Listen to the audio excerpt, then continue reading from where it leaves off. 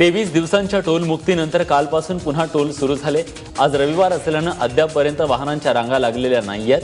काल दिवसभर घराबाहेर पडलेल्या मुंबईकरांना एमईपीच्या टोलनाक्यांवर तर एक्सप्रेसवेवर खालापूर, खेड, शिवापूर आणि आणेवाडी टोलनाक्यांवर ट्रॅफिक जामची स्थिती बघायला मिळाली। तर काही ठिकाणी 2000ची नोट दिल्यानंतर सुट्ट्या पैशांसाठी किरकोळ वादही झडले।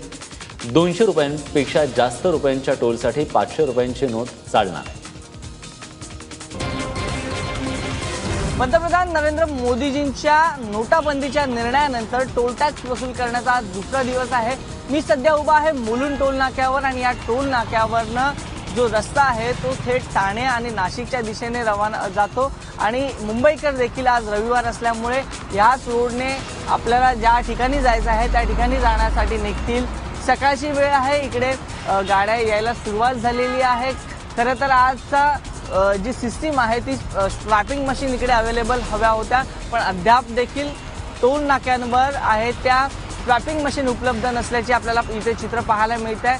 सुट्ट्या पैशांची चणचण होऊ नये यासाठी टोल बंदीचा निर्णय घेण्यात आला होता नोटाबंदीच्या निर्णयानंतर, पण आता टोल टॅक्स वसूल करण्याचा दुसरा दिवस आहे आणि काल टोल टॅक्स वसूल करतानाच संपूर्ण मुंबईतल्या टोल नाक्यांवर मग वाशी असेल, बांद्रा-वर्ली सी लिंक असेल किंवा मुलुंड टोल नाका असेल, संपूर्ण टोल नाक्यांवर आहे ते ट्रॅफिक जॅमची समस्या सर्वांना भेडसावताना दिसली आणि आज रविवारचा दिवस असल्यामुळे मुंबईकर बाहेर जायला निघतील तेव्हा पण मुंबईकरांना कदाचित ट्रॅफिक जॅमची समस्या भेडसावू शकते। कॅमेरा पर्सन गजानन बालापूरकरसह वैभव परब, एबीपी माझा, मुंबई।